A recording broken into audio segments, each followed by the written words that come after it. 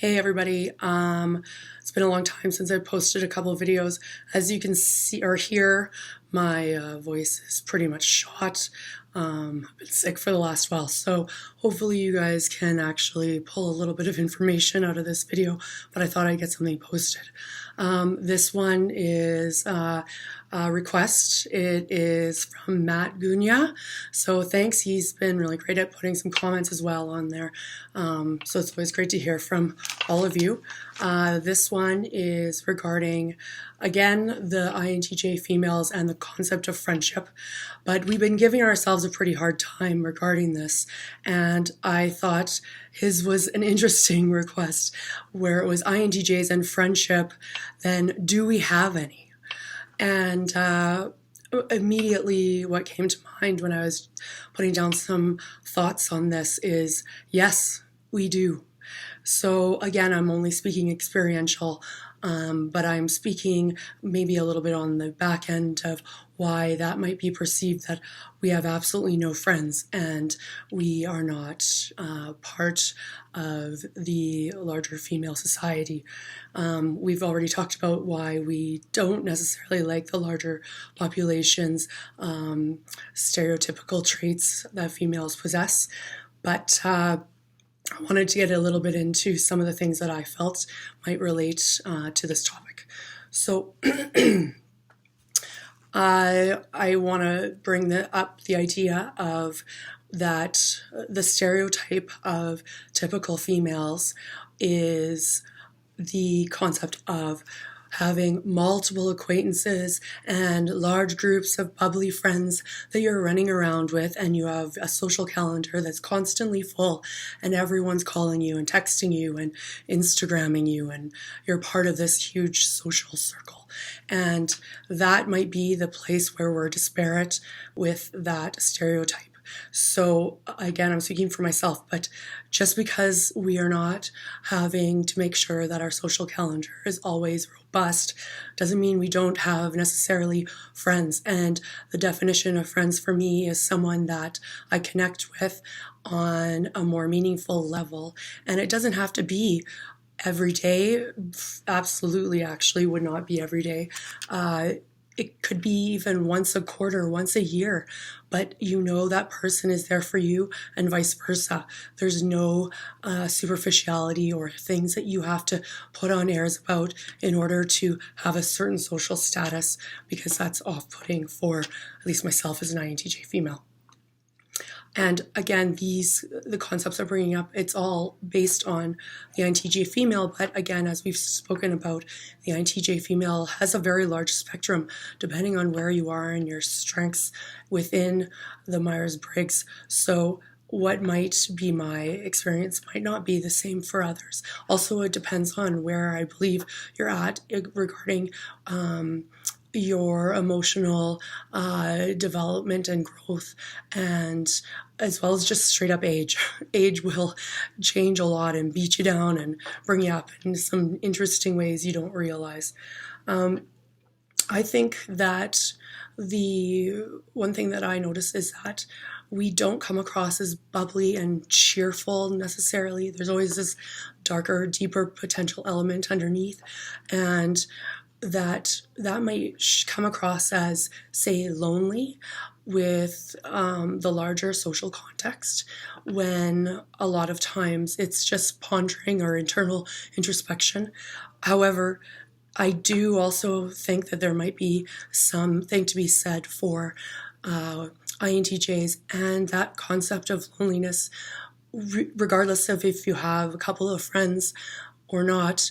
The fact is that unless there's an enriching component in that friendship as opposed to acquaintance, you will feel almost a disconnect from that experience, and therefore there's a loneliness there, there's that gap.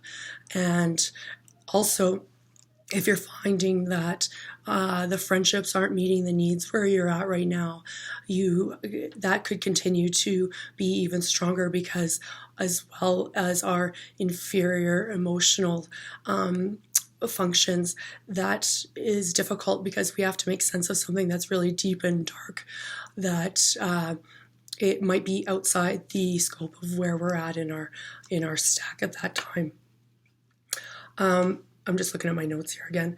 And that, again, is that isolating experience. And I don't know if it's the cart before the horse, if you, as INTJ females, you look around from the time you're really young and notice that you are not like the others. And therefore, you start isolating yourself, maybe as a protective measure, or maybe because you just don't see there's any point in trying to engage, because you see that not much else is underneath the surface of some of the people around you, that causes a separation. And that could also be part of the appearance that we don't have friends because we are more separate. And also, as we've spoken about many times, our need for our alone time is so drastic compared to others that we simply don't have the space for more demanding or ongoing friendships that need to be maintained by experiences, not through meaningful conversation. And you can tell real friends. So when we do have them, we have them, and they strike a intuitive, potentially emotional chord that you grow with. And although they might be some really different types of folks that you would ever experience, the mutual underlying values or interests, or where the way they approach things, will be something that's really magnetic to us INTJ females. So even though we're not going to be necessarily part of a huge cohort, we might have some really interesting friends and relationships that are in multiple different avenues. So a good example for myself is back in my early 20s, and I was on summer break from university. I decided to take a job as the graveyard shift at a truck stop restaurant. Now, for people who ever experienced that, it is exactly what you expect. The personnel in there, the patrons are quite interesting and unique, dark. It was perfect for a sociology major. However, I had this one coworker. Her name was Millie, and she could be pretty much the polar opposite of me, short, dark-haired. She was missing some teeth. She came from a tough upbringing. She was smart-mouthed and all that, but she had a spunk, and there was a unique perspective that she brought to things that I found fascinating, and I wanted to learn more about her. And what I understood too from her was the generosity of spirit and her truthfulness and her practicality about getting through life. So things that she said in layman's terms, they were actually like very poignant, that she didn't even realize that she says, because it's so matter of fact in her everyday life. And I'm thinking it from the intuitive and deeper introspection side. So I found that relationship interesting, especially when she invited me back after our shift. It was done at 7 a.m, and we had a beer after work, and her house was above all the prostitutes on the street.